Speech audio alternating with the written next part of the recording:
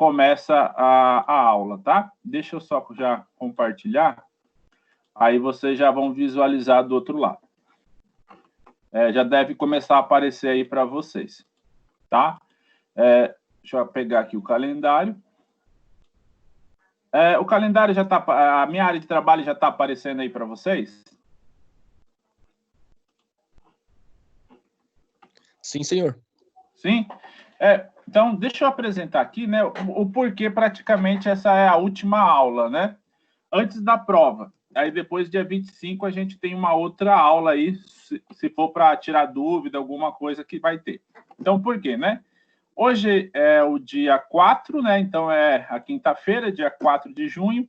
Semana que vem, né, seria um feriadão prolongado aí que nós teríamos, né? Seria dia quinta-feira, dia 11, né? Então, pegaria 11, 12, 13 e 14, né? Que seria quinta, sexta, sábado e domingo. Então, a gente não teria aula porque cairia bem na quinta-feira o feriado. Como o feriado vai ser mantido, porque é um feriado federal, né? Então, ele não foi adiantado aqui ali em Osasco, onde fica a Anhanguera, só foi adiantado o da Revolução Paulista. Então, quinta-feira agora é feriado, né? Infelizmente, aí nós não podemos viajar muita coisa, então, mas é um dia que quem está trabalhando aí pode, talvez, ficar um pouco mais em casa ainda, mais do que a gente já está, né? E, por isso, então, a gente acaba não vai ter a aula, tá? Então, quinta-feira, a gente não tem aula. Hoje é dia 4, a gente vai ter a nossa aula agora, e no dia 18, terá a prova, tá? Então, se vocês quiserem anotar, dia 18 é a prova de sistemas operacionais, tá bom? Como que vai? Eu já vou falar aqui da prova. Depois, né, até o dia 20, o que acontece? As notas já vão estar lançadas lá no AVA de vocês, tá? Então, até o dia 20, que é sábado, vocês já vão poder conferir lá pelo portal do aluno as notas lançadas, tá bom? E aí, eu vou no dia 25, eu fico logado, tá? E aí vocês podem tirar dúvidas, né? Se alguma coisa estiver errada no portal, algum lançamento não aparecer correto para vocês, vocês já fiquem atentos aí no dia 25, tá? Vocês logam nesse mesmo link que vocês usaram hoje, aí vocês me dão, eu vou estar lá, vocês entram e já me avisa de alguma pendência, tá? E a gente já tenta corrigir na hora, que daí já fica mais fácil antes de fechar o semestre, tá? Então, acompanhem no AVA de vocês, tá? Então, marquem aí dia 18, a prova de sistemas operacionais. Aí, né, depois tem as outras datas, né, que daí tem a segunda chamada, né, avaliação de segunda chamada, os alunos novos, né, que talvez entraram após aí a primeira prova, vocês podem fazer o pedido, tá? Vai ocorrer até no mesmo dia, mas você já tem ali fazer o pedido, ou, né, depois fazer o exame final, que é um exame de recuperação ali se faltou alguma nota. Pelo que eu estou acompanhando, né, não vai ter muitos casos, tá? Mas fiquem atentos a essas datas, tá? Essas datas aqui são as oficiais lá da unidade, tá? E aí, fiquem atentos, principalmente nessa última semana aqui, que começa do dia 22 ao 26, porque é a semana derradeira de fechamento de semestre mesmo, né? Nota, tudo vai ser computado e lançado no AVA de vocês. Então, qualquer alteração que der, não só na minha disciplina, mas na de outros professores, já comuniquem agora, que daí já consegue alterar com mais facilidade, tá? Porque, né, julho é férias, e como a unidade lá sai de férias, o que acontece? A gente só vai voltar praticamente no começo de agosto, tá? Então, já tentem deixar tudo acertado agora em junho, nesse mês que está correndo, tá bom? Então, deixa eu já falar da prova, tá? O que acontece? Deixa eu pegar aqui no portal do professor, já apresentar para vocês aqui o material que já deixamos lá, né? Eu e a professora Gisela, que era aquela professora que ficava na sala ao lado da nossa, nós fizemos um material já de apoio, né, para vocês estudarem para a prova, tá? Esse material está aqui, ó, né? Lá, provavelmente, no aba de vocês tem as disciplinas, igual o meu. Vocês vão em sistemas operacionais, tá? Na última unidade, tá bom? No último encontro, unidade 4, né? Unidade de ensino 4, sessão 3, tá? Lá tem esse material aqui, ó, exercícios para a prova, tá bom? Nesse link aqui, vocês vão abaixar um PDF de que contém 20 exercícios, tá? Ó, tá bem nesse estilo, tá? Lá, ó, vai ter os exercícios, tem 20 exercícios, tá? Desse 20, né, 10 vão cair na prova. Então, essa lista de exercício aqui já é a que vai ser baseada para prova, tá bom? Então, tá todo mundo me escutando aí? Tá, o áudio tá bom para todo mundo aí? Aqui tá ok, professor. Ah, então beleza. Então, vocês guardaram, né? A lista de exercício, ó, tá na unidade de ensino 4, sessão 3, tá bom? E aí, né, você clica, eu coloquei como nome exercícios para a prova, tá bom? Tá bem tranquilo lá, eu coloquei na aula exercícios para a prova. Então, é só vocês clicarem, abaixarem, né, essa lista. Ela contém 20 exercícios, tá? E aí, no final, tem o gabarito, né? Eu aconselho vocês, né, primeiro tentarem resolver e depois ver. E aí, desses exercícios aqui, nós vamos tirar, né, 10 questões para a prova, tá? São exercícios que a gente fez ao longo, né, do semestre. Tanto no AVA, tá? Vocês podem ver que alguns modelos aqui de exercícios vocês já responderam no AVA, tá? E alguns que a gente fizemos novos, tá? Mas é tudo que vocês tiveram em sala de aula, tá bom? Então, abaixem essa lista lá. Eu vou dar uma repassada por ela agora, relembrando algumas questões, tá? Mas esse material já está postado para vocês lá na unidade de ensino 4, sessão 3, tá? Exercícios para a prova. Se vocês já quiserem baixar depois, fiquem à vontade, e aí já espalhem para o pessoal que vai estar lá nessa lista, tá? E aí, o que acontece, né? No dia 18, né, pelo calendário é a nossa prova, então o que vai acontecer? 10 exercícios dessa lista estarão lá, tá?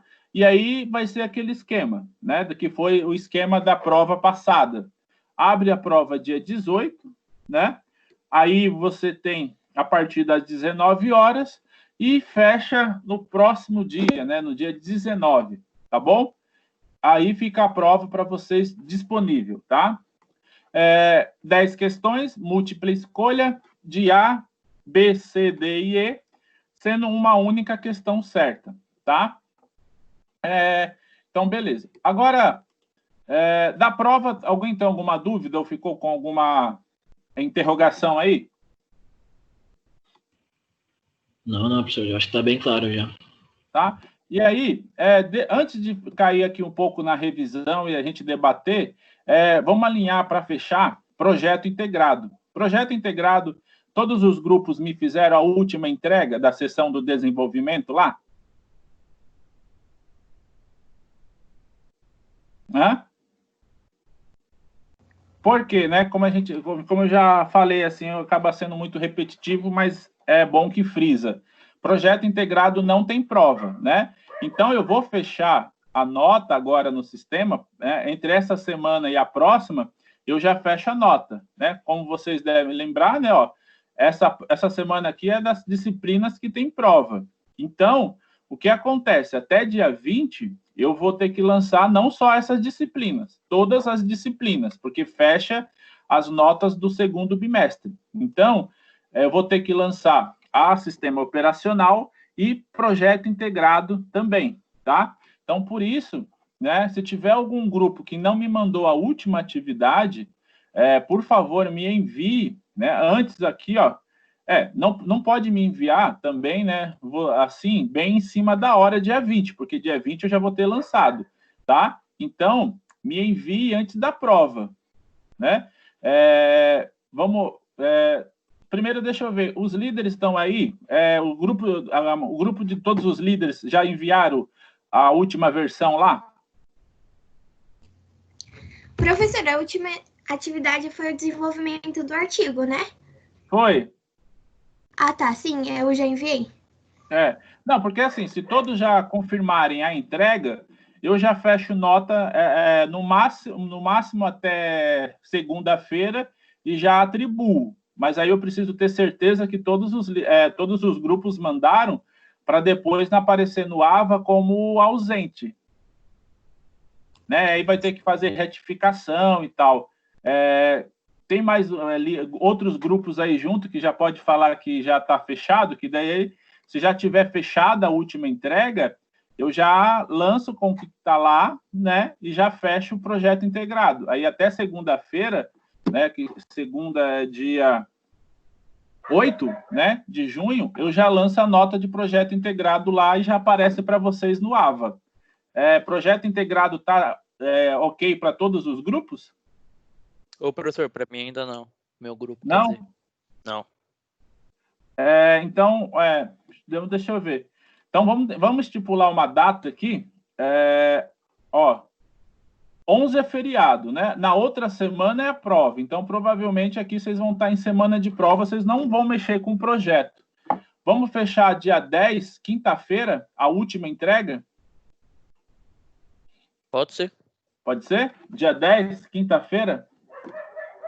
Dia 10 de junho, né? É uma quarta-feira, antes do feriado, que é dia 11, né? Dia 11 é o feriado. Dia 10, numa quarta-feira, a última entrega. Porque daí o que acontece? Eu tenho o feriado, né? Sexta, até no máximo segunda-feira, eu lanço a nota e aparece já para vocês. Tá? Combinado? Professor, como atividade, então, ficou somente a introdução e o desenvolvimento de projeto integrado? A gente teve outras sessões também, durante o trabalho. Ok. A gente teve a introdução, né, o desenvolvimento e a metodologia. Aí, no próximo semestre, a gente vai continuar o restante do artigo, e no terceiro semestre, como vocês já tiveram algumas disciplinas de programação, a gente já vai começar a parte prática. Tá?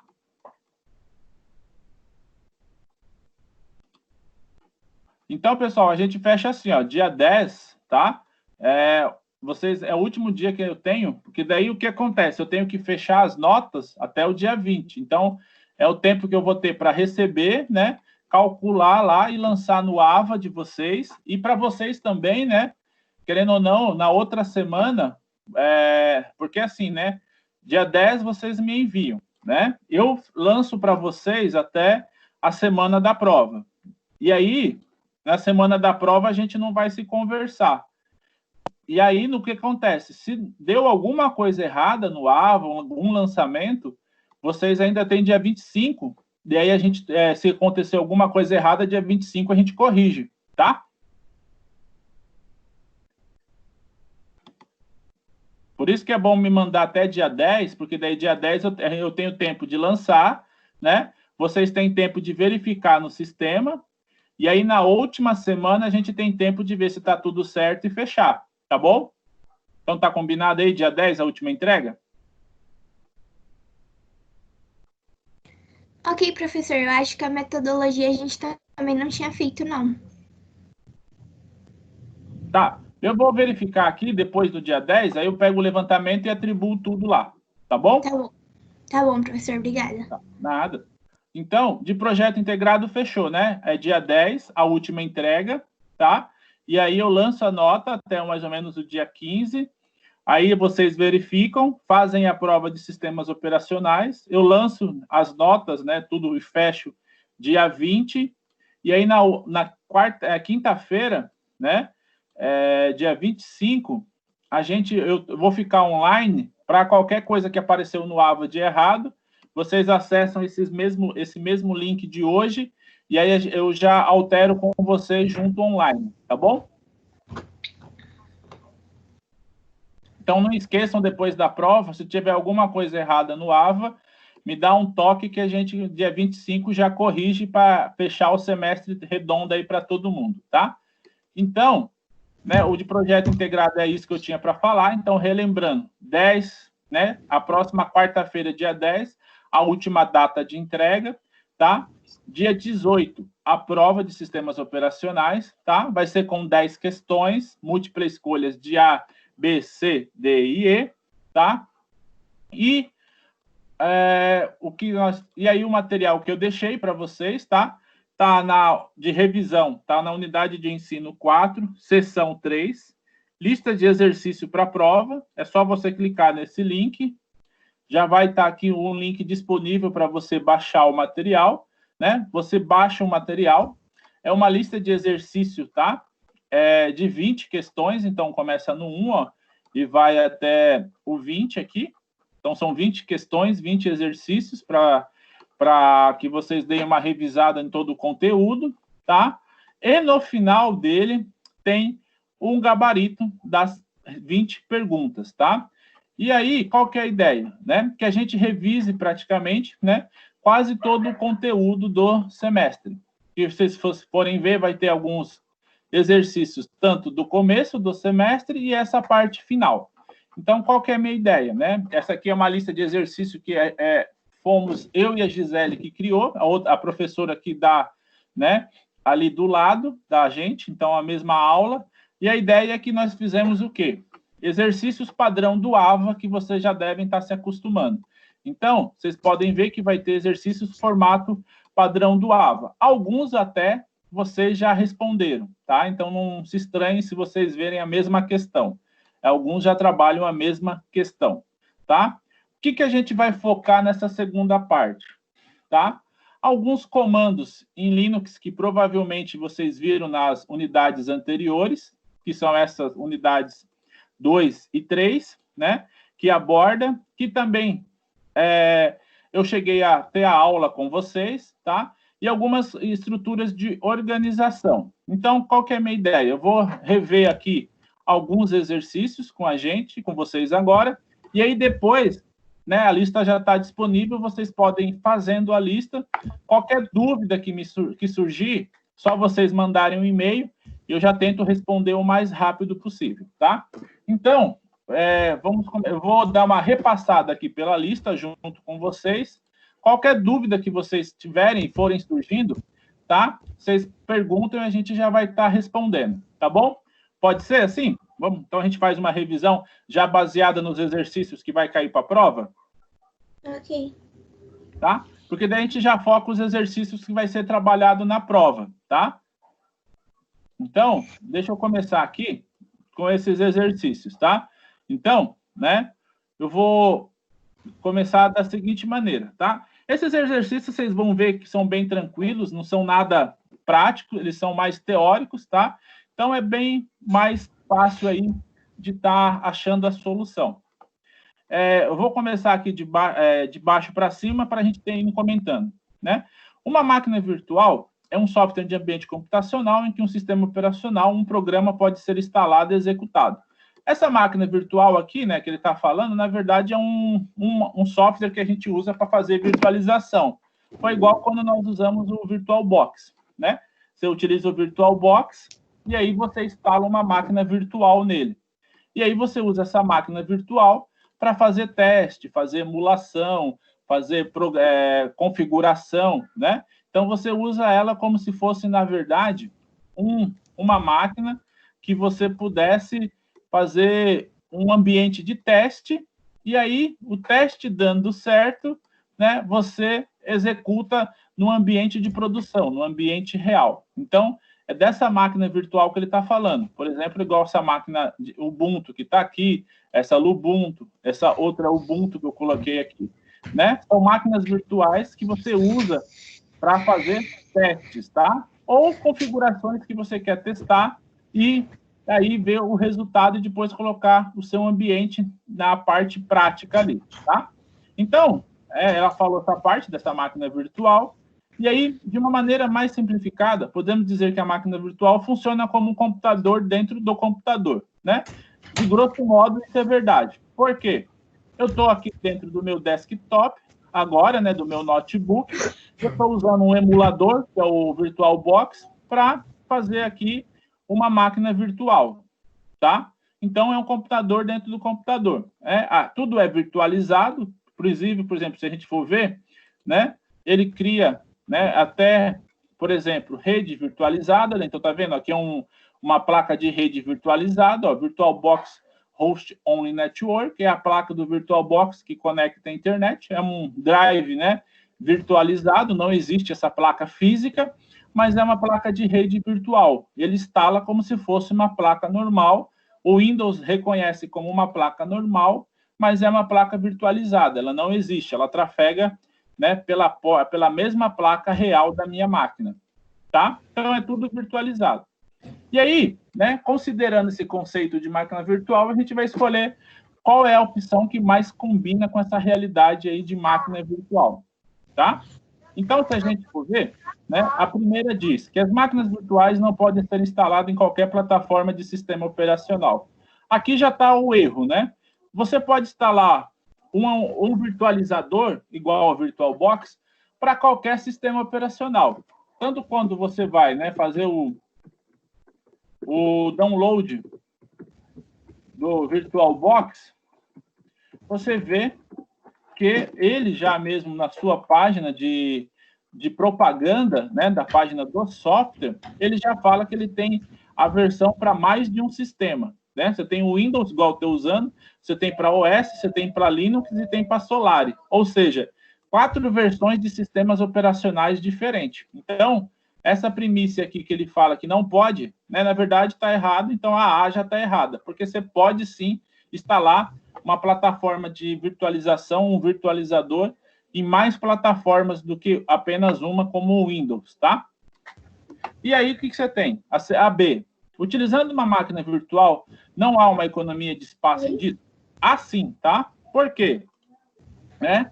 Você, quando configura a sua máquina virtual, você pode usar, por exemplo, a opção de HD dinâmico, que é aquela que eu mostrei para vocês no começo, da instalação da aula passada. O que acontece? Você coloca, eu quero 200 GB de espaço no HD. Só que se você coloca o HD dinâmico, ele vai crescendo conforme a quantidade de arquivos que você vai colocando.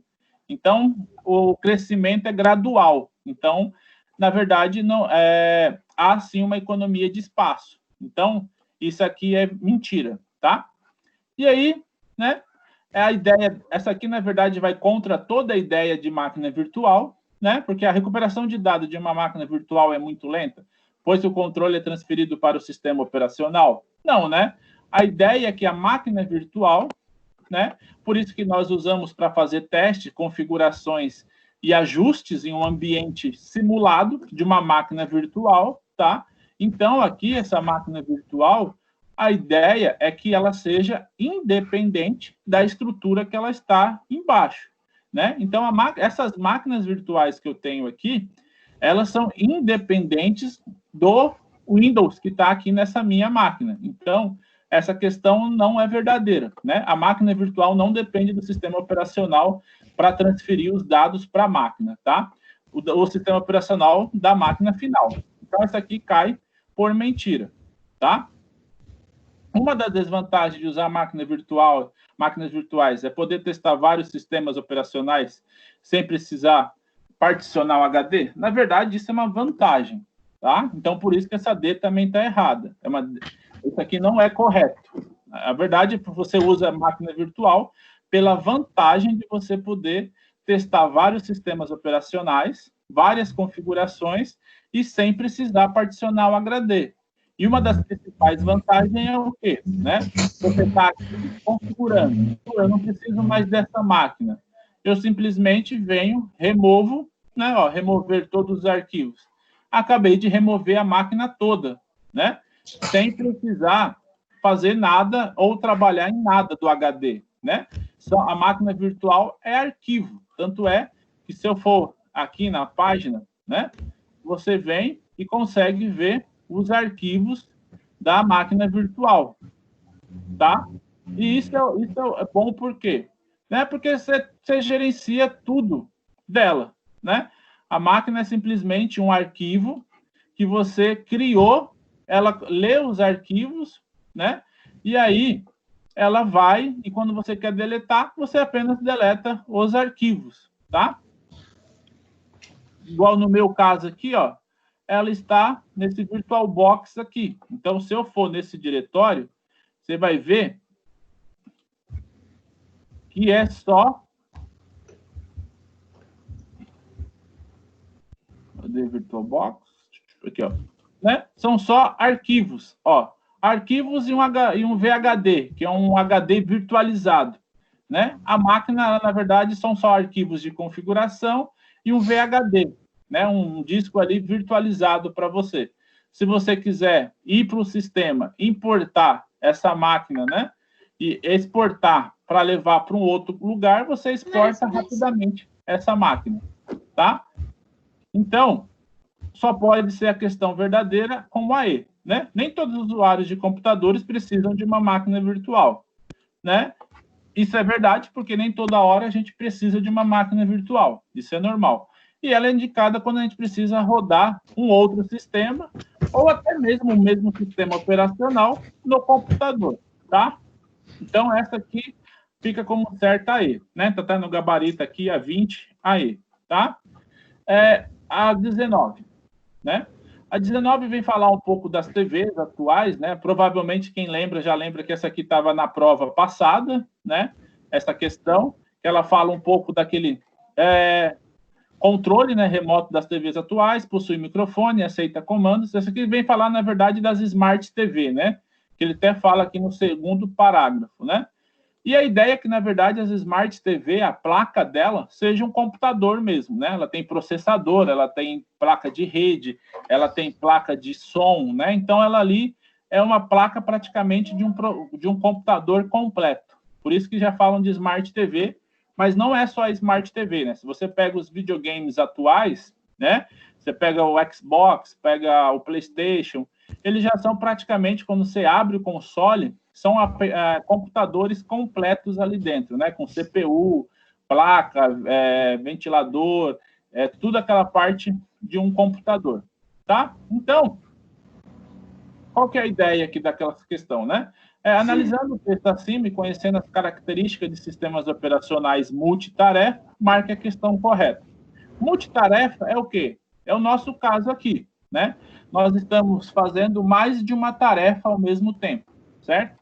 Eu estou agora dando essa web aula, estou com o browser aberto e está, por exemplo, rodando outros processos no meu gerenciador de tarefa. Então, isso é multitarefa, né?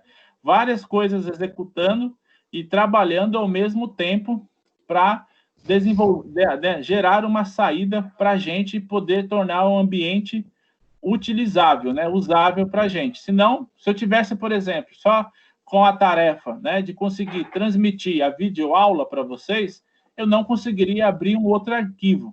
Então, multitarefa é isso. Abrir mais de uma coisa, né, abrir mais de um recurso ao mesmo tempo e utilizar esses recursos ao mesmo tempo, tá?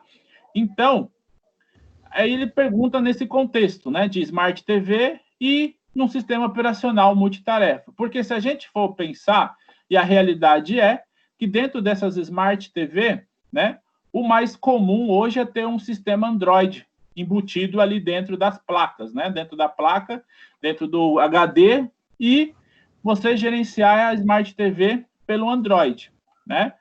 E então ali tem um sistema operacional com todos os seus componentes, tá? Então a ideia, ele pergunta, né, a ideia de sistemas operacionais multitarefas. Então, se a gente for escolher, né, no caso do texto apresentado, as televisões atuais conseguem realizar várias tarefas ao mesmo tempo. Com certeza, né? Você consegue fazer mais coisas do que de uma única vez ali. Pois o sistema operacional instalado nelas gerenciam de forma eficaz as atividades solicitadas pelos usuários, como acessar a internet e ouvir música. Sim, né? Por exemplo, você consegue ligar o YouTube e deixar ele tocando, né? E ali trafegando dados de rede multitarefa, né? Você está ali trafegando dados da placa de rede ou da rede Wi-Fi, utilizando uma aplicação dentro do sistema operacional, ou seja, mais de uma tarefa ao mesmo tempo. Então, a A se encaixa perfeitamente, tá? E por que as outras não se encaixam? Vamos dar uma olhada aqui agora.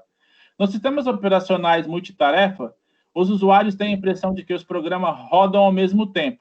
Isso sim, né? É igual está acontecendo agora. Tudo roda no mesmo tempo. Só que demora muito para executar? Não. A ideia é que se demorar muito para executar, o usuário fique ele não seja agradável a experiência para ele. Então, não é isso que acontece. Na verdade, é executado muito rápido para que ele tenha uma experiência agradável ali, tá? O sistema operacional Unix introduz os conceitos de multitarefa? Sim, né? Qualquer sistema operacional moderno, ele introduz o conceito de multitarefa, né? Então, o Windows, Linux e Unix, a Apple, né? Android, qualquer sistema operacional desses e outros sistemas operacionais modernos utiliza o conceito de multitarefa, não é exclusivo de um único sistema operacional, tá? Então, né, essa parte está certa. Porém, não se tornou conhecido e não serviu de base para a grande maioria dos sistemas operacionais atuais.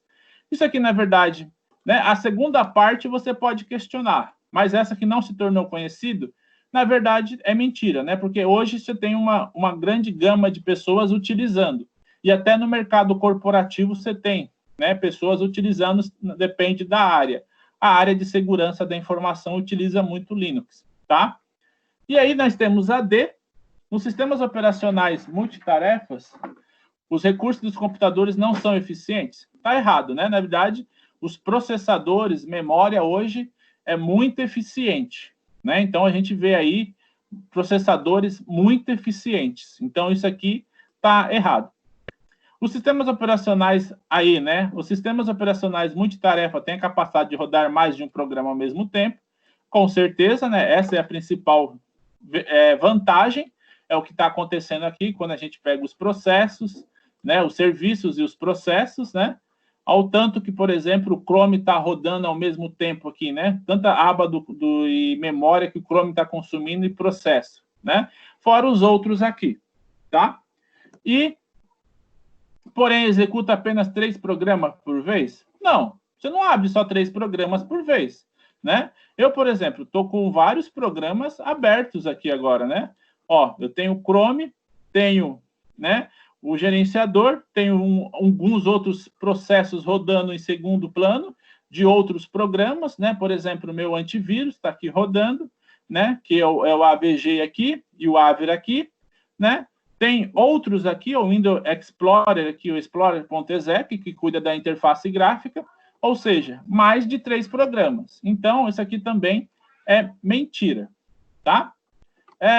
Pessoal, tá tranquilo? Tem alguma dúvida aí até agora ou tá de boa? Tudo tranquilo, professor. Então, a prova vai ser nesse estilo aqui de questões, tá? Eu vou fazer o seguinte, vocês abaixaram a lista aí dos exercícios? Desses exercícios? Chegaram a baixar? Ainda não, professor. Vou abaixar daqui a pouco. Tá. Não. Eu vou fazer assim. Baixei já, professor. Baixou? Eu vou, para não ficar muito repetitivo e cansativo, quem abaixou, quer que corrija algum que ficou com alguma dúvida? Ou pode ir seguindo assim?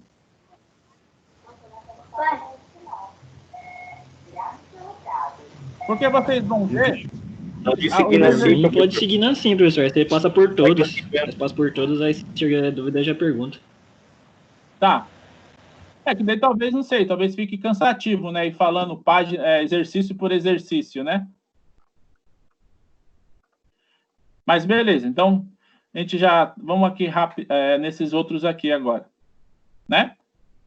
Então a gente tem agora o 19 já foi, né? Aí nós temos esse 18, né? Até mesmo a Microsoft, né? Inimiga de longa data do software livre, né? Teve um tempo que a Microsoft realmente considerou que software livre não era bom. já se rendeu aos benefícios, né? Hoje ela utiliza muito Linux em muita aplicação dela, tá?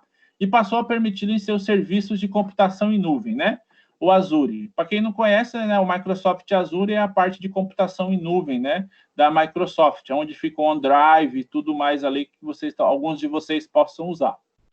Tá? E, de fato, pelo menos 33% dos clientes da Microsoft utilizam Linux em vez do Windows no Azure, tá? A própria companhia já chegou a abraçar o Linux para sustentar algumas partes, né? Então, o texto vai falar da aceitação do Linux pelo Windows, né? Então, e aí a questão vai perguntar quais os benefícios, tá? De Linux atualmente. Então, a gente vai ter 5 propostas sobre isso, tá? A A diz, o Linux é altamente customizável? Sim, né? Você consegue, igual o Windows, customizar com a sua cara. Porém, tem alto consumo de energia? Não, né?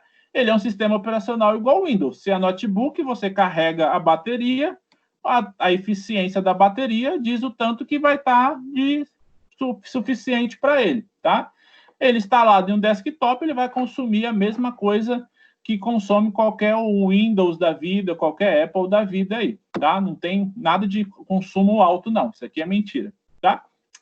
A B, devido à sua capacidade de ser escalável e usar qualquer um dos processadores integrados disponível no mercado, o Linux se torna uma plataforma pouco usada em televisões, entretenimento de automóveis, sistema de navegação e muitos outros tipos de dispositivos.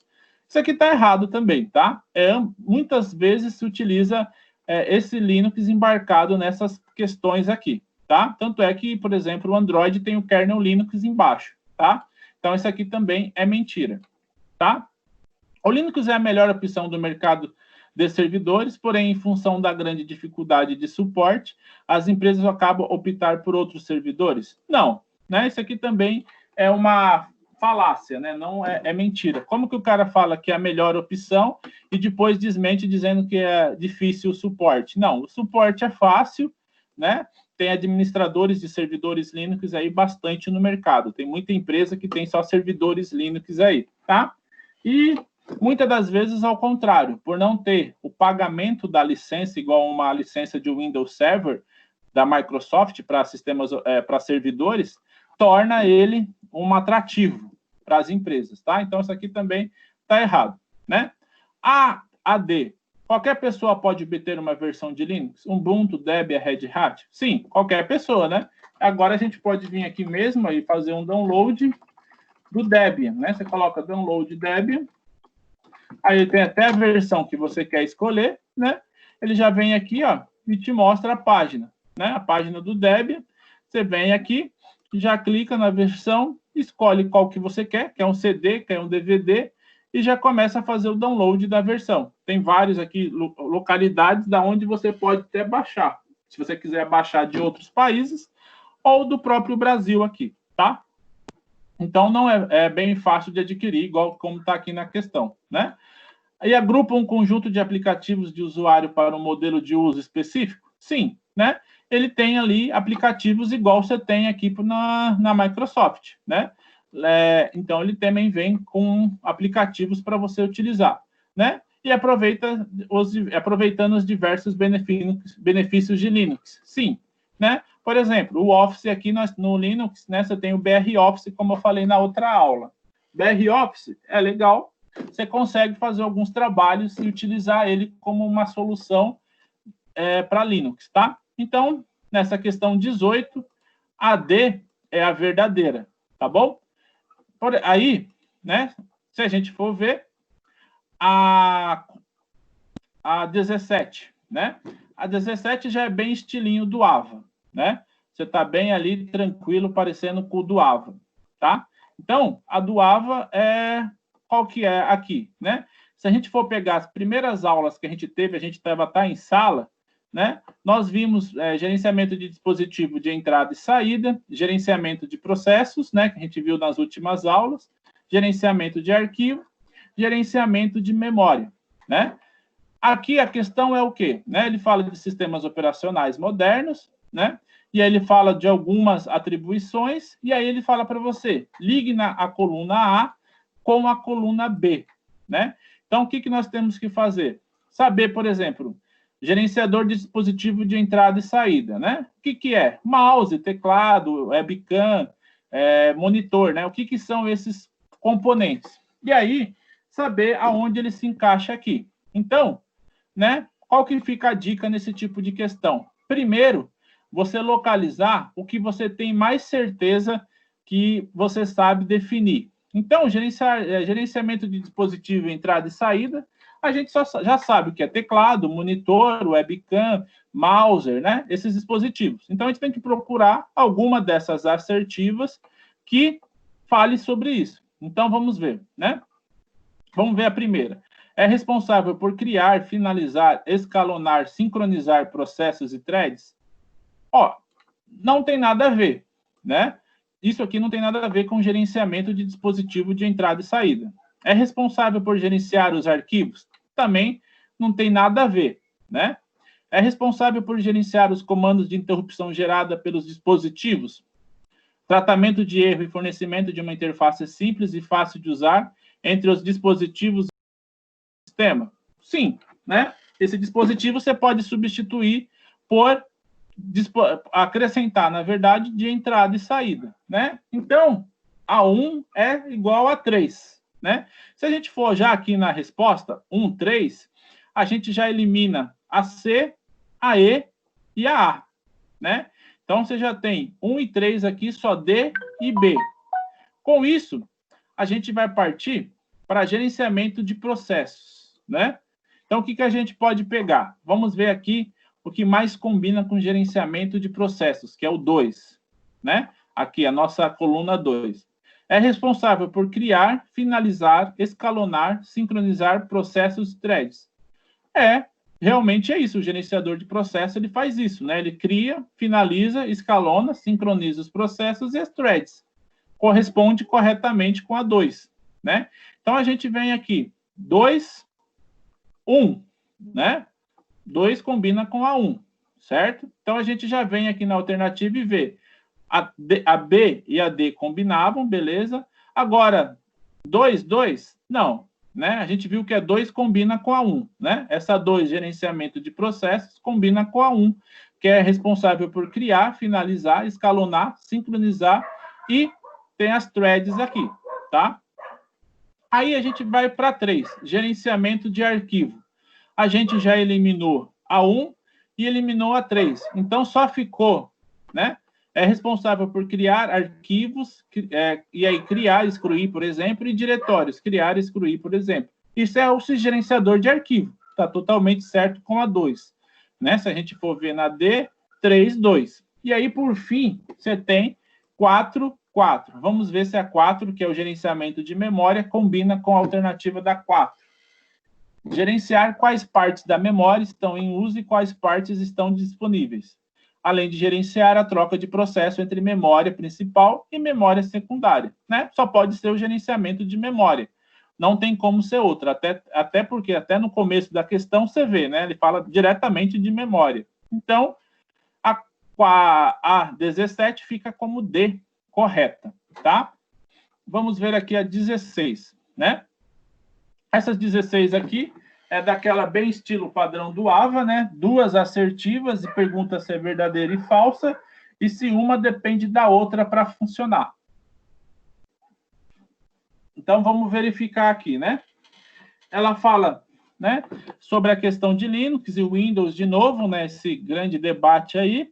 E daí ele fala, analisa as afirmações a seguir e vê se elas são verdadeiras ou falsas e se uma depende da outra, né? Para usar o Windows, é necessário adquirir uma licença da Microsoft, que é paga por um computador onde ele está instalado. Com certeza, né? Esse é o padrão do Windows. Você vai comprar um sistema operacional Windows, você tem que pagar a licença, né? Isso é normal, né? Tá? E aí, o código-fonte do Windows é restrito apenas aos desenvolvedores do sistema operacional, pois trata-se de um sistema proprietário da Microsoft? Sim, né? Isso é verdade. As duas são verdadeiras, tá? Por quê? O código-fonte do Windows é fechado, então você não consegue trabalhar, né?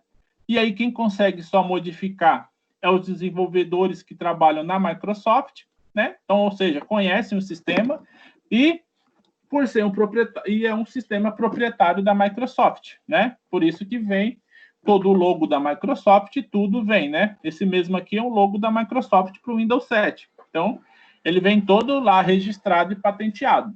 Então, a gente já sabe que as duas afirmativas são verdadeiras, né? Que eu preciso de uma licença para instalar o Windows e essa licença precisa ser paga, né? Para poder você ter acesso à licença original, tá? Então, aqui a gente já pode começar a analisar e ver o que a gente já pode eliminar, né? Então, aonde for falsa, a gente já elimina, né? Então, a asserção 1 é uma proposição falsa? Não. Então, a A já foi embora, né? A C. A B aqui não tem nada de falsa, né? Então, a C. As asserções 1 e 2 são proposições falsas? Tá errado também, né? Então, a C já foi. A D, né, que fala que a asserção 1 é uma proposição verdadeira e a 2 é uma proposição falsa. Não. As duas são verdadeiras, tá? Então, a gente fica com a questão B e a questão E, né? Que falam que as duas são verdadeiras e que uma depende... E aí a gente tem que saber se uma depende da outra para funcionar, tá? Então, o que a gente tem aqui nessa questão? Né? Que a gente tem que saber. Cadê ela? Aqui já foi essa. Né? A gente tem que saber que o quê? Né? Que a primeira e a segunda é verdadeira, beleza, só que, né, as asserções 1 e 2 são verdadeiras, mas a 2 não é uma justificativa da 1, tá? Por que uma não são justificativa da outra? Por quê?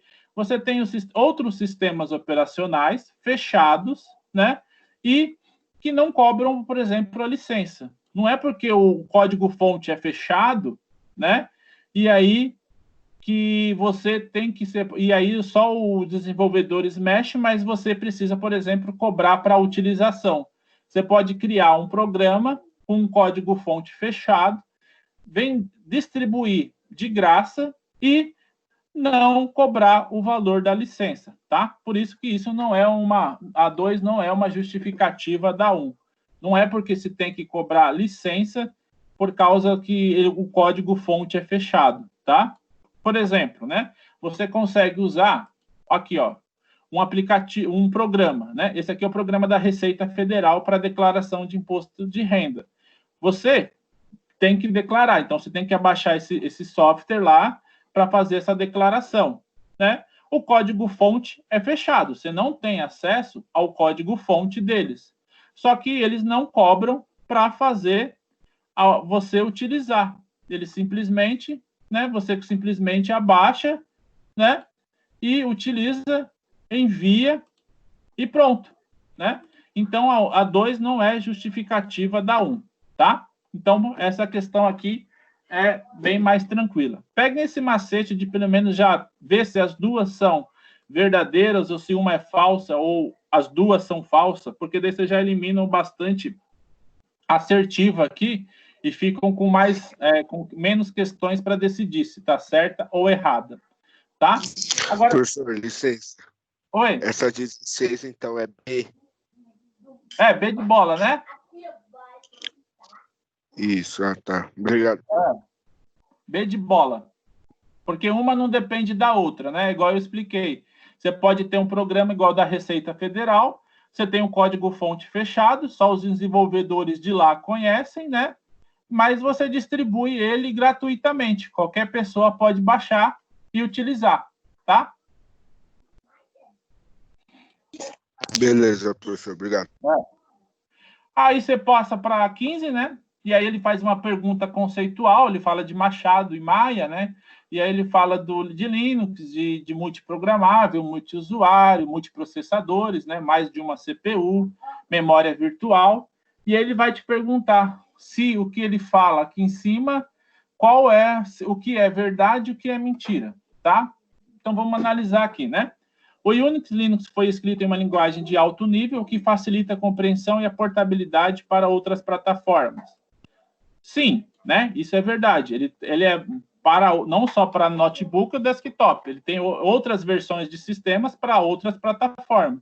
Por exemplo, as Smart TV que a gente viu ali, o Android utilizando o kernel dele, né? Então, ele é bem adaptável a outras plataformas, tá? Possui uma estrutura de arquivo simples, né? Sim, como a gente viu nas aulas, né? Uma estrutura de arquivo em árvore, que é bem tranquilo ali, tá? Suporta protocolos de rede? Com certeza, ele suporta protocolos de rede, né? Protocolo TCP, IP, ICMP, né? Vários ali protocolos, até por isso que ele se conecta com a internet, ele se conecta numa rede de computadores. Então, né? A1, A2 e A3, sim, tá? Possui uma interface simples e uniforme com os dispositivos de entrada e saída? Com certeza, né? Até porque, se ele não possui isso, imagina como que o usuário vai interagir, né? Não tem como o usuário interagir se o cara não puder, por exemplo, controlar o mouse e o teclado do computador. Então, é uma interface simples e bem uniforme, então ela é bem consistente. Então, dessas aqui, todas são verdades, tá? Então, a afirmativa 1, 2, 3 e 4 são verdadeiras, tá? Isso aqui não é só para Linux, né? Se você for pegar essas últimas 3, possui um sistema de arquivo com uma estrutura simples, suporte de protocolo de rede e interação com os dispositivos de entrada e saída, todos os sistemas operacionais modernos possuem, tá? É uma das qualidades que ele tem que ter, tá? A 14, né? São exemplos de tipos de sistemas operacionais. Aí, essa 14, é só lembrar que a gente já trabalhou, por exemplo, com multitarefa, né? Que a gente acabou de ver lá embaixo o que é um sistema multitarefa, tá? E aí, a gente já lembra que multitarefa, multiprogramável, né? Mais de uma tarefa executando, mais de um programa executando. Então, beleza, né? Então, a gente tem que analisar, né, o que é exemplo de sistema operacionais aqui, tá? Sistema monoprogramável e monotarefa, beleza. Sistema com múltiplos processadores e sistemas bancários? Não, né? Isso aqui está incorreto, está faltando aqui informações, né? Tinha que colocar multiprogramáveis, multiprocessadores e sistemas bancários, né? Então, aqui está errado. Sistema com múltiplos processadores, sistema multiprogramáveis e multitarefas? Também não, né? Na verdade, se vocês forem ver, só mudou o começo da questão da A para B, né? Então, o corpo todo está também equivocado com a A, né? Sistema multiprogramáveis e multitarefas? Sim. E sistema monoprogramável e monotarefa? Sim, né? Então, a 14, a C, é a correta. Multiprogramáveis, multitarefa. E sistema monoprogramáveis, monotarefa, tá? Sistema com múltiplos processadores, sistemas operacionais Windows e sistemas bancários? Não, né? Então, isso aqui está fora. A E, principalmente, né? Nenhuma das alternativas ainda está pior do que tá as outras, tá bom? Na 13, a gente tem aquela questão que a gente trabalhou em sala de aula de sistema de tempo real, tá? Que é aquela questão, por exemplo, de um sistema de uma hidrelétrica que precisa medir o nível constante da água, o sistema de um aeroporto nas suas torres lá, né, o gerenciamento de tráfego aéreo, que precisa ter o controle das aeronaves, do pouso, decolagem, né, em tempo real, tá? Então, a questão aqui, ela pergunta quais desses sistemas abaixo são de tempo real, tá? Então, vamos verificar aqui com a gente. Sistema de controle de tráfego aéreo? Sim, né? Com certeza. Sistema de controle de usinas termoelétricas? Com certeza. Sistema de controle de barragem? Com certeza. Sistema operacional Windows? Não, né? O sistema operacional Windows não é de tempo real, né? O que eu estou medindo agora aqui, por exemplo, que é uma função crítica que precisa ser medida em tempo real? Né? Nada. Né? Então, o Windows não é um sistema de tempo real, tá? Aí a gente vai para B. Sistema de monitoramento de refinaria de petróleo? Sim, né? Preciso saber ali a vazão da quantidade de petróleo para calcular quantos barris, mais ou menos, eu consigo gerar naquele dia. Sistema de controle de tráfego aéreo? Sim, né? Sistema de controle de usina termoelétrica? Sim, né? A temperatura das turbinas, tudo preciso controlar. E sistema de controle de barragem? Sim, né? Com certeza. Então, a B é a correta, né? Todos esses sistemas que estão aqui são sistemas de controle de tempo real, tá? Então, essa a B é a correta. Aí nós temos a próxima, né? Que já começa com o sistema operacional Windows, a gente acabou já ver que não é. E, na verdade, se vocês forem ler ela toda, nenhum desses sistemas são de tempo reais, né? O Windows, Ubuntu, Debian, Red Hat, nenhum é sistema operacional moderno, simplesmente, né? E a D, sistema operacional Debian, né? Não é, né? E ali só troca. O único sistema de tempo real na D, né, é controle de usina termoelétrica. Então, a correta aqui é a B de bola de novo, tá? A B de bola aqui. E a E, né, principalmente, está fora. A gente vem para a questão 12, né, que fala que o Android virou destaque, né, e é realmente, né, isso aqui é real, não tem o que se discutir. Hoje é o principal sistema operacional utilizado, né, pelo mundo aí, tanto por causa de smartphone, smart TV, né, então, hoje você tem mais smartphone do que computadores no mundo, né, então, é grandemente e amplamente utilizado, já não tem o que se falar. Então, a questão, ela aborda, né, considerando esse marco na história, que é a passagem do Android, né, em frente ao Windows, né, superação aí em número de usuário, ele pergunta, né, por que o Android, né, é uma das, considerando o marco da história da tecnologia e a atual liderança no sistema operacional Android, escolha uma opção correta, né? Então, este marco da tecnologia deve ser ao fato do avanço e do aumento do uso de smartphone fabricado no mercado? E o acesso a esses aparelhos é feito através do sistema Android? Com certeza, né? Com certeza, esse é o grande fator. Até porque você não vê muito Android instalados nas notebooks e desktops aí da vida e o pessoal usando largamente, né? Empresas usando.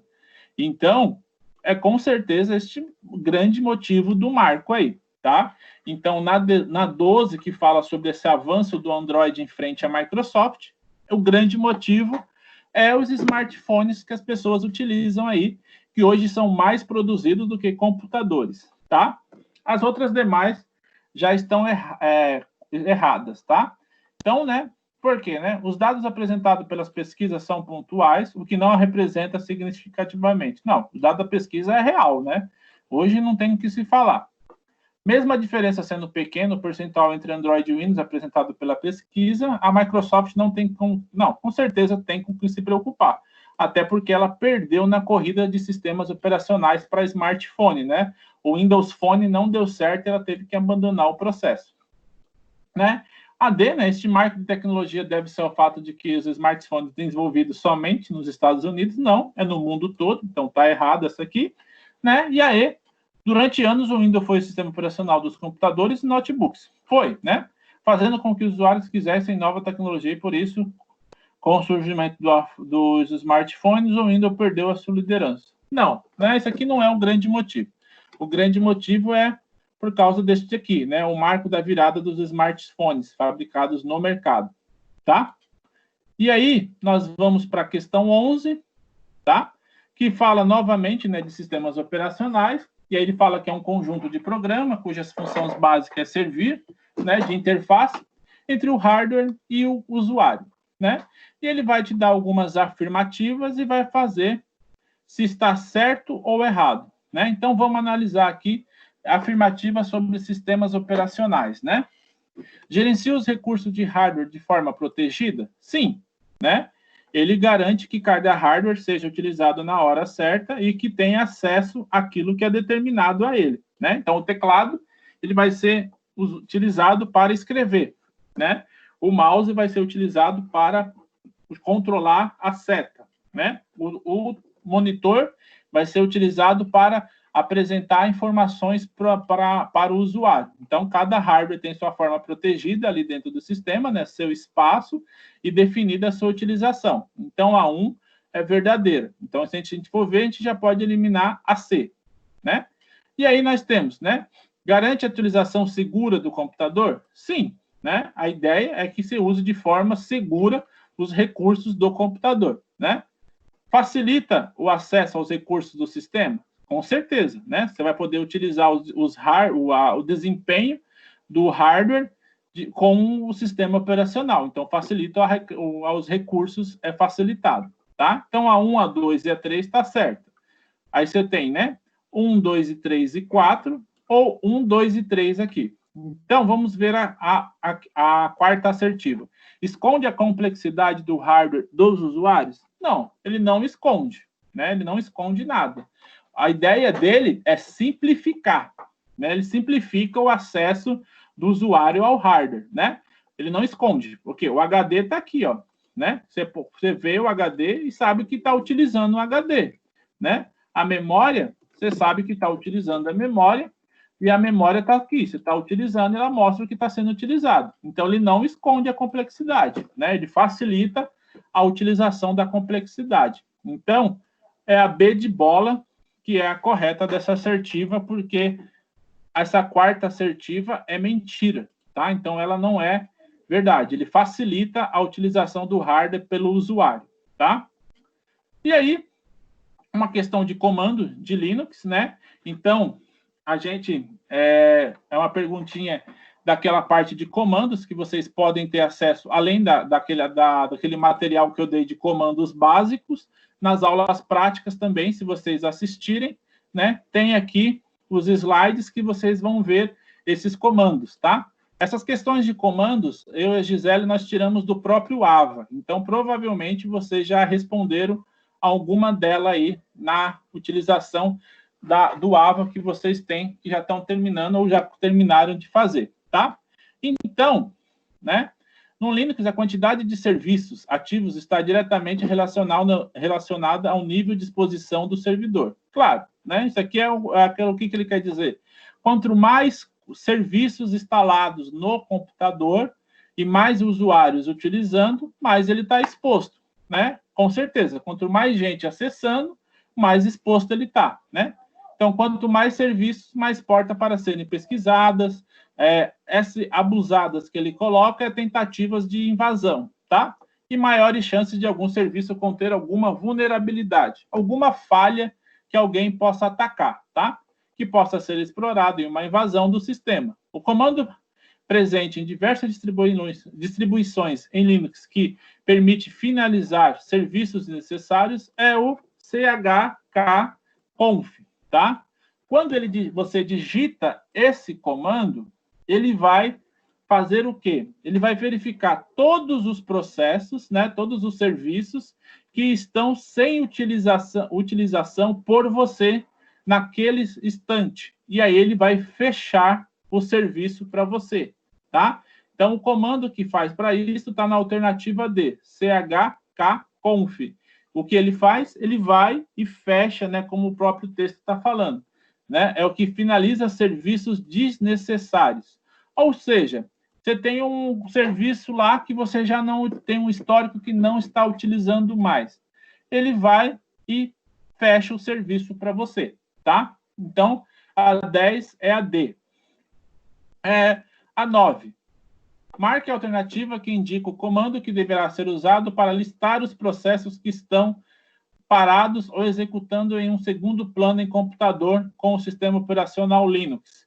É o job, tá? Esse job já vem de inglês trabalho, né? Serviço ali, né? Então, esse aqui, o próprio nome em inglês já entrega ele, tá? É ele que você coloca para fazer uma listagem de todos os processos na tela para você. Então, é como se eu abrisse um executar, né, um gerenciador de tarefa do Windows, e ele apresentasse todos os serviços e processos que estão rodando. Então, você usa o job, que já vem do trabalho de inglês, né? Trabalho, serviço ali, tá? Então, a 9 é a E, tá? E aí tem essas questõezinhas aqui de conceitual, né? Que é só para saber se é certo ou errado, tá? O Ubuntu é um sistema operacional baseado no Linux e pode ser usado em laptops, desktops e servidores. Certo, né? Pode ser usado também em smartphone, smart TV, né? E em outros locais, tá? Então, essa aqui é bem tranquila, essa aqui está certo. Pode ser um sistema operacional aberto. Por ser um sistema operacional aberto, o Linux comparativamente aos demais sistemas operacionais, proporciona maior facilidade de armazenamento em dados na nuvem. Sim, tá? Por quê? Porque o código dele já é aberto e aí você consegue, com ele, né, utilizar a nuvem facilmente. Você consegue sincronizar ele com a nuvem facilmente, tá? Então, isso aqui também está certo. E aí, aqui ele faz uma pergunta de caminho, né, de link relativo e link simbólico e link inteiro, né? Então, ele até te explica aqui, né, ó, o caminho absoluto é o nome completo do arquivo e o caminho relativo é o nome parcial do arquivo. Ou seja, ele fala, olha, o caminho absoluto é tudo que eu tenho que fazer para chegar até a localização dele, né? Até na raiz, né? E o link simbólico é uma abreviação deste caminho, tá? Então, imagine que você tenha criado um projeto de um sistema web no caminho, né? Ele pergunta, qual é o nome? Ele te dá o caminho inteiro, absoluto, tá vendo? Né? E aí ele pergunta, qual é o nome do caminho absoluto e qual é o nome do caminho relativo para o projeto do sistema web? Aqui, na verdade, essas 6, tá? Se estiver na prova, fiquem atentos à pegadinha. Ele já te dá o caminho absoluto, tá? Então, vocês, na verdade, já tem que sair procurando na questão este caminho absoluto, né? Por que caminho absoluto? É o caminho que te leva desde a raiz do sistema, que é o C, né? Então, no Windows aqui é o disco C, tá vendo, né? O disco C, da onde parte a raiz, parte tudo. E aí, as pastas que são necessárias para chegar até o arquivo final que ele quer, que é esse index.html. Então, esse já é o caminho absoluto. Então, o que eu tenho que já fazer nessa questão é sair atrás do caminho absoluto, tá? Porque o primeiro caminho é absoluto. Então, a gente vê, né?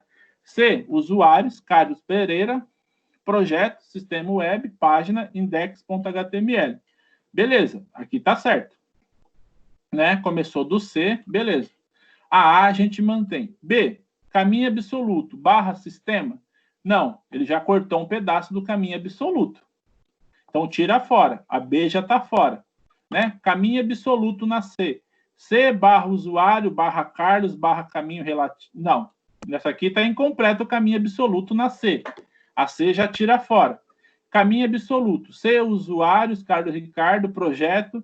Não, parou no meio. Né? Tinha que ter tudo o caminho aqui. Então, esse aqui também está fora.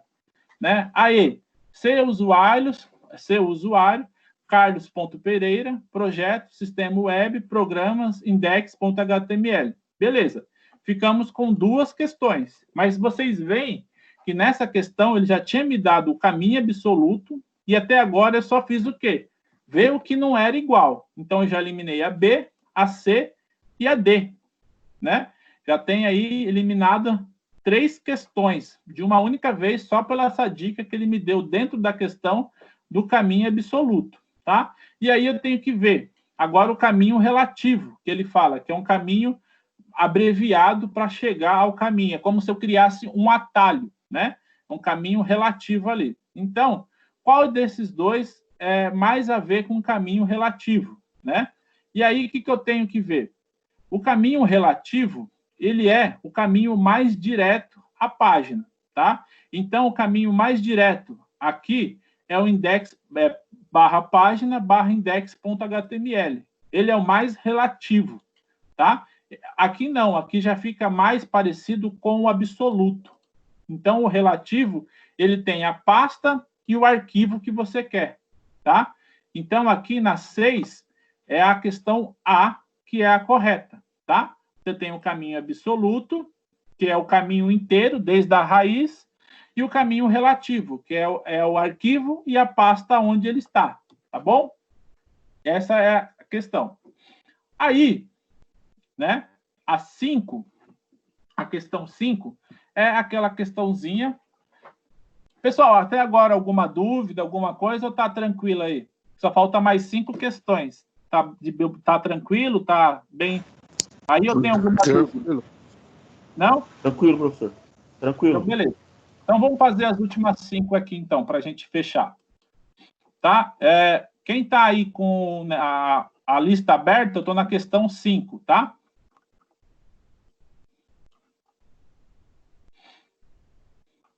Então, a questão de número 5 agora, aqui. 5. Tá, 5.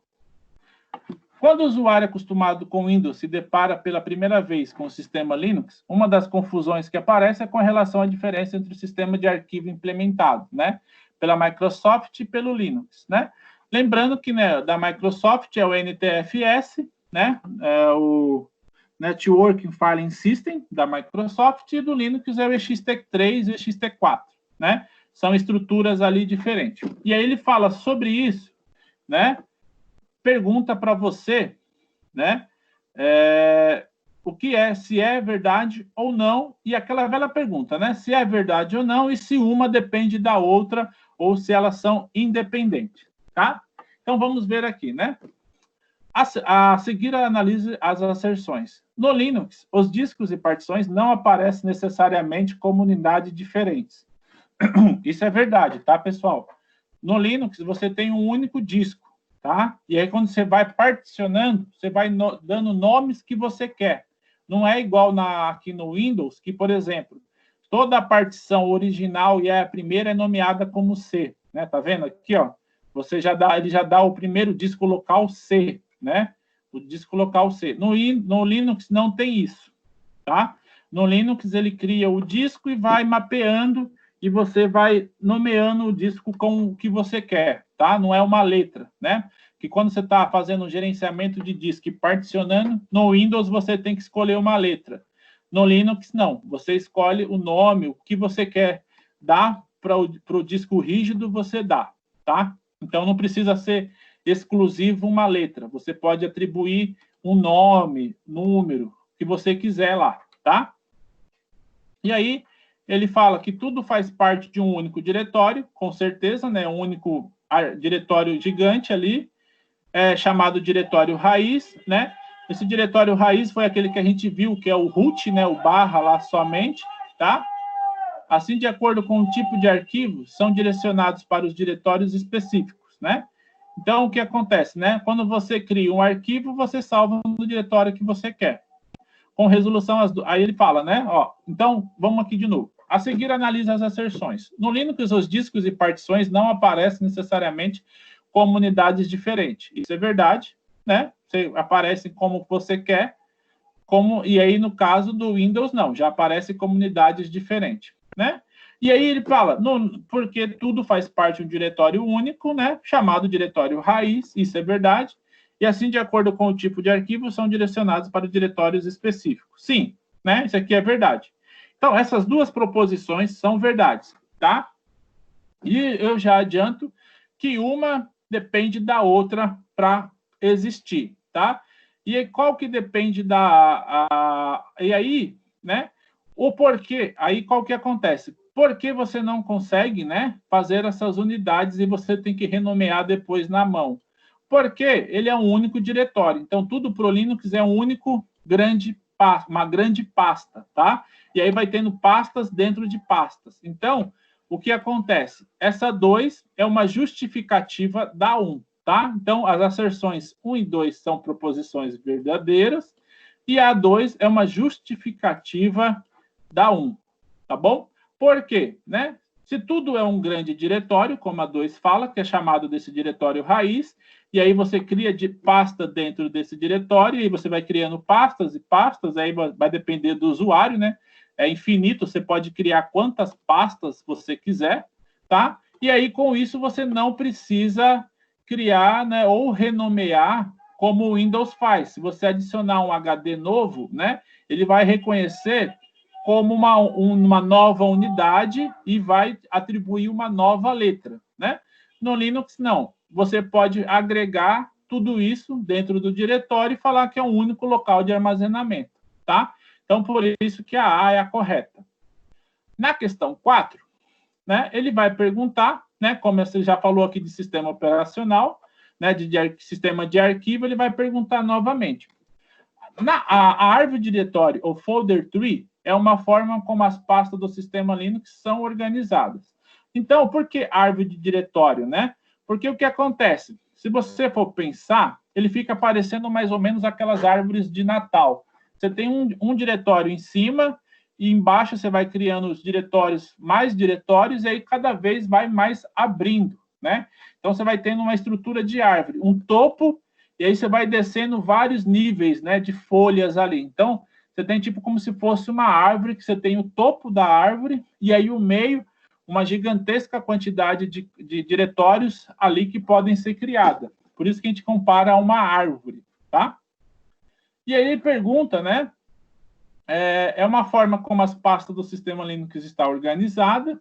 Ela tem uma hierarquia para facilitar a organização do sistema, né? Seus arquivos, biblioteca, inclusive, para melhorar a segurança do sistema, né? Lógico que é como eu falei em sala, né? Tem pastas e diretórios que você não pode deletar. Isso é por quê? Por causa de segurança, né, e hierarquia. Não faz sentido você deletar, por exemplo, a pasta boot, que é da onde o sistema inicializa. Ele não vai deixar você deletar, porque ele precisa se manter em pé, tá? E aí ele pergunta, né, sobre o sistema de diretórios do Linux, né, algumas afirmações. Então, você tem que analisar se elas são verdadeiras ou falsas, né? No primeiro nível estão os diretórios do usuário, usado pelo home e pelo kernel do sistema. Não, o kernel do sistema não usa nada do usuário, tá? O kernel do sistema é onde é a base do sistema operacional.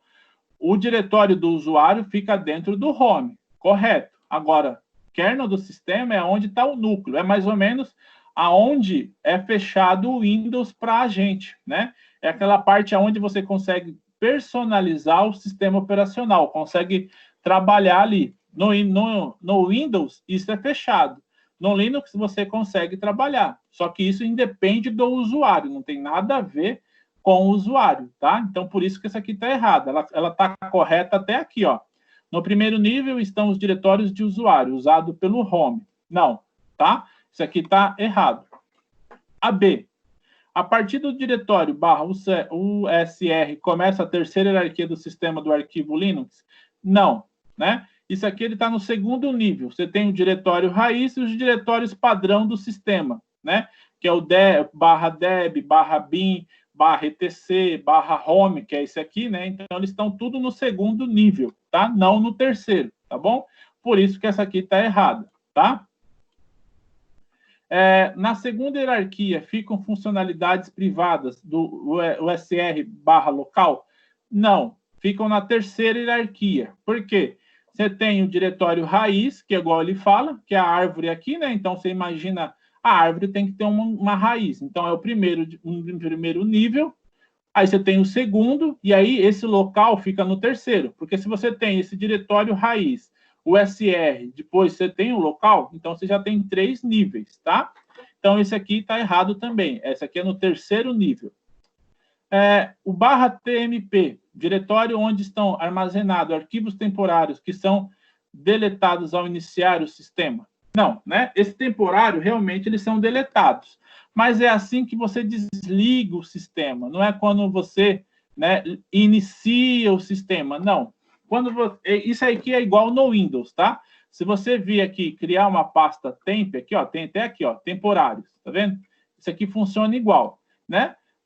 Eu salvei isso aqui agora, um pouco recentemente, né? Um pouco antes da aula. Se eu desligar, ele já apaga esses temporários, tá? Então, no Windows, no Linux, isso já é apagado assim que desliga. Não é quando liga, ele vai lá e verifica a pasta e apaga. Não, é assim que liga, tá? Ele já vai e apaga. Então, por consequência, só pode ficar a E como correta, né? O /boot, diretório onde estão os arquivos usados para inicialização do sistema. Isso é padrão em qualquer sistema operacional. No Windows também você tem o boot, né? O arquivo da onde ele começa a bootar o sistema, tá?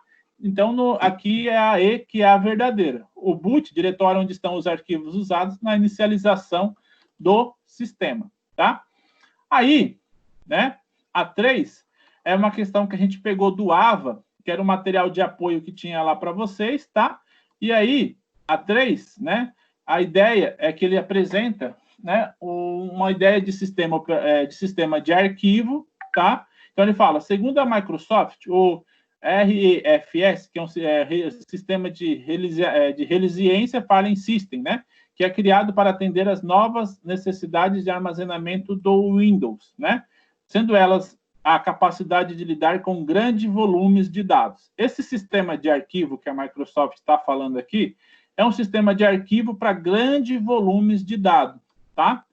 E aí, qual que é a vantagem, né? A resistência ao corrompimento de arquivos e compartilhamento de conjuntos de armazenamento entre máquinas diferentes acessando diretamente o arquivo.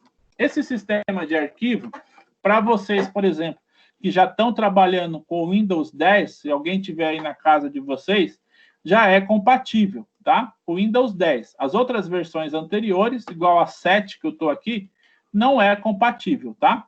A versão de Windows para servidores já são compatíveis com esse sistema operacional. A ideia é o quê? Que quando você tenha grandes quantidades de dados, aí eu estou falando de petabytes, zettabytes, terabytes de dados aí, tá? Muitos dados gerados na rede, tá? Você utilize esse sistema de arquivo, que é igual, por exemplo, né? Outro sistema aí, que a gente tem o NTFS, o XT4. Esse aqui já é um sistema de arquivo que é para grande quantidade de dados, tá? Então, quando você tem essa grande quantidade de dados, a Microsoft recomenda utilizar isso aqui, tá? Só que ele fala assim, olha, comparando, né, considerando as características do sistema de arquivo da Microsoft, escolha uma opção correta, tá? Então, ele fala, o sistema de arquivo REFS foi desenvolvido do zero, não se baseando no sistema de arquivos existente. Pessoal, isso é mentira, né? Qualquer sistema de arquivo que surgir agora é baseado em outro sistema de arquivo. Não tem como não ser. Até porque sistema de arquivos, eles podem ser diferentes em alguns detalhes, mas são sistema de arquivos. Então, do zero, não. A Microsoft se baseou no sistema que ela utiliza, que, por exemplo, no nosso caso aqui, é o NTFS, Networking Filing System, né? Então, ela se baseou no próprio que ela já tinha e melhorou esse sistema, tá? E aí, né, tem a B, a resiliência, né, que é essa questão de recuperar, que ele até fala que a resistência ao corrompimento de arquivos, né? A resiliência do sistema REF está diretamente ligada a verificar se o arquivo está corrompido e recuperá-lo. Isso sim, a principal característica desse novo sistema é isso, verifica se está corrompido o arquivo e tenta recuperá-lo, tá? Então, isso é o que está mais correto aqui, tá? As outras, né? Vamos ver as outras. A C, o sistema de arquivo REFS não é compatível com o NTFS? Pessoal, isso aqui, se você for analisar, nem tendo muito conhecimento sobre o assunto, você já fala, não, como que a Microsoft vai criar um novo sistema de arquivo que não é compatível com o que ele já tem, né? Porque, imagina, todo mundo que tem o Windows tem o NTFS, que é o tradicional da Microsoft. Então, ela vai criar um novo que não é compatível com o anterior? Não faz sentido, tá? Então, essa questão é mentira, é falsa, tá? É compatível sim, tá? Tanto é que quando você tem o Windows 10, você tem o sistema NTFS e o REFS junto, tá bom? E aí você tem a D. O sistema de arquivo REFS é mais moderno, porém não suporta volumes de grandes dados nos arquivos. Isso aqui é totalmente também equivocado, né? Porque se você for ver, o próprio enunciado já fala dessa grande, né, necessidade que é a parte de grande quantidade de volumes de dados e por isso que ele foi criado. Então, essa aqui, a D, é bem fora do que está se falando em cima, tá? Né? Ele suporta, sim, grande quantidade de dados, tá? O REFS, por suportar a otimização em tempo real de arquivos, prejudica a performance, tornando mais lento. Não, né, pessoal? A ideia é que ele seja mais ágil, né? Porque se ele gerencia grande quantidade de dados de maneira melhor que o próprio NTFS, que não gerencia grande quantidade de dados, né? Ele tem um limite ali, a ideia é que ele fique mais rápido, né? Então, por isso que a B é a mais correta aqui, tá? E aí nós temos a 2, tá? Que é aquela de analisar as assertivas na questão 2, tá? Então, a 2, que a gente vai... Só falta duas questões aqui, né? A 1 e a 2, tá? Então, vamos ver aqui a 2 agora. Então, analise as asserções. No Linux, todo arquivo tem cabeçalho, né? Que contém informações como tipo, tamanho, data de acesso e de modificação, né? Na verdade, não só no Linux. Todo sistema operacional, que quando você salva um arquivo, ele guarda essas informações para você. Ele guarda numa coisa que a gente chama cabeçalho. Mas é o quê? Né? O tamanho que o arquivo está na hora, o tipo do arquivo, que é a extensão, se ele é doc, PDF, se ele é Excel, PowerPoint, né, PPT. Então, ele guarda o tipo, o tamanho, a última data que foi acessada pelo usuário e se foi modificado. Isso é padrão, tá? E, por meio do cabeçalho, o GNU Linux sabe quando se trata de arquivo regular, diretório, dispositivo e processo. Isso é verdade. Não só o sistema, né? O Windows também sabe isso através dessas informações que são guardadas, tá? Então, as duas informações aqui são verdadeiras, né? Todo arquivo tem um cabeçalho e nesse arquivo guarda-se essas informações, tá? E aí, né, no caso do Linux, ele usa esse cabeçalho para saber tratar se o arquivo o que é o arquivo e aonde ele está, como ele está sendo localizado ali, tá? Então, essas duas são verdadeiras e já adianto que uma, né, a 2, é uma justificativa para 1, tá? Então, a questão 2 já é a resposta A, tá bom? Questão 2 fica como A. E aí a gente tem a última, né, que trabalha o conceito de NTFS e ext4 e ext3, tá? Que são o sistema de arquivos ali tanto de Windows como de Linux, tá? Então, a 1, ela aborda essa última parte, a última questão, ela aborda as questões de sistema de arquivos, tá? Então, na prática, um sistema de arquivo, né, que é Filing System do inglês, é um conjunto de estrutura lógica, ou seja, feita diretamente via software, que permite ao sistema operacional ter acesso e controlar os dados gravados no disco, né? Isso é verdade, né? A gente grava um arquivo no disco, a gente pode abrir, fechar, modificar através desse controle lógico, tá? No universo Windows, o número de sistema de arquivo é mais limitado. Na época do Windows 95, a Microsoft usava um sistema de arquivo FAT16. Aí, com o avanço, ele dobrou a capacidade, foi para FAT32. Aí, avançou mais, ele criou o NTFS, Networking, né, Filing System ali, que é o mais atual, né? Este é usado até hoje e se estabeleceu devido à flexibilidade. Sim, né, ele é bem flexível ali. Já no amplo universo Linux, né, se usa, onde é possível encontrar uma enorme variedade de distribuição, o leque de sistema de arquivos é maior, né? Você tem o ext3 e o ext4, né? E um outro ali não tão utilizado, mas também disponível é Haze, né? Haze FS, que é um outro sistema de arquivo também, tá? E aí ele fala, né, sobre o sistema de arquivo Linux e Windows, marque a alternativa correta, né? Vamos ver. Aí, vamos ver qual que é as afirmações. O Windows consegue reconhecer outro sistema de arquivos além do NTFS? Não, né? Ele não consegue reconhecer nenhum outro sistema de arquivo a não ser o dele, tá? E aí você pode, mas é só no Linux. Não, se você pegar um pendrive, formatar num iPad, né? E trazer para o Windows, ele não vai reconhecer, ele só vai reconhecer NTFS, tá? O Windows só reconhece o próprio sistema de arquivo, tá? No Linux, o sistema de arquivo é estruturado em formato de árvore? Sim, a gente já viu nas outras questões aqui que ela já até trouxe esse conceito, né? A questão aqui, ó, 4, ela fala, né? A árvore de diretório, folder tree, né? Então, a gente já viu que essa aqui é uma assertiva correta. Vamos ver se tem mais alguma outra que se fala alguma verdade. O sistema de arquivo Windows é case sensitive? Não. O que é case sensitive? É o sistema ter a capacidade de distinguir caixa alta e caixa baixa. O que é caixa alta e caixa baixa? Caixa alta é letra maiúscula, caixa baixa é letra minúscula, tá? Então, ou seja, se eu escrevi Linux, Windows, com tudo letra maiúscula, ele é um arquivo. Se eu escrevi o Windows com tudo letra minúscula, ele é um outro arquivo. Mas o Windows não sabe, o Windows não reconhece essa estrutura. Não importa se você escreva ele maiúsculo, minúsculo, com letras maiúsculas e minúsculas juntas. Ele vai falar que tudo aquilo é um único arquivo.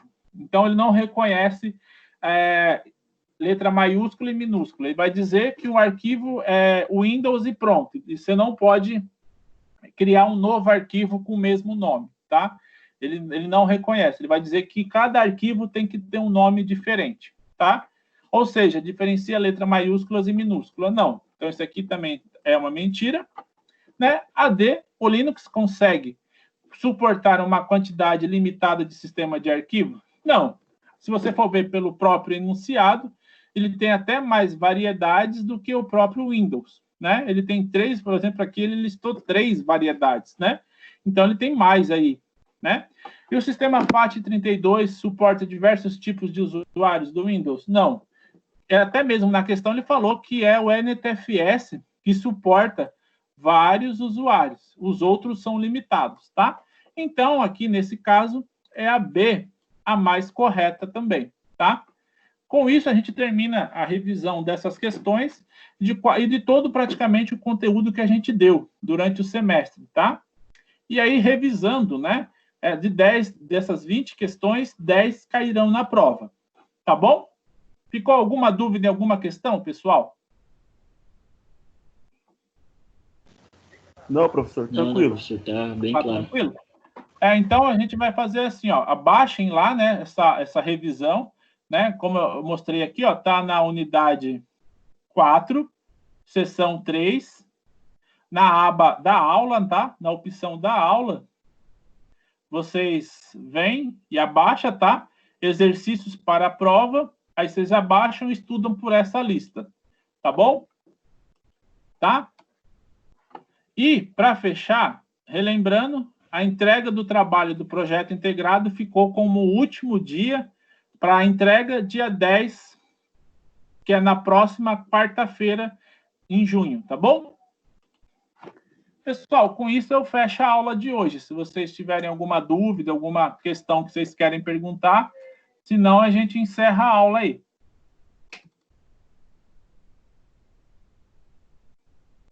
Tranquilo, professor. Tranquilo? Então tá bom, pessoal. Boa noite para todo mundo.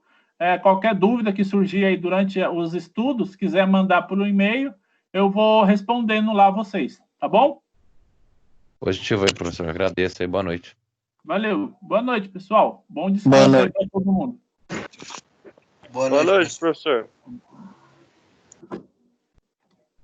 Valeu, professor. Boa noite. Valeu, boa noite.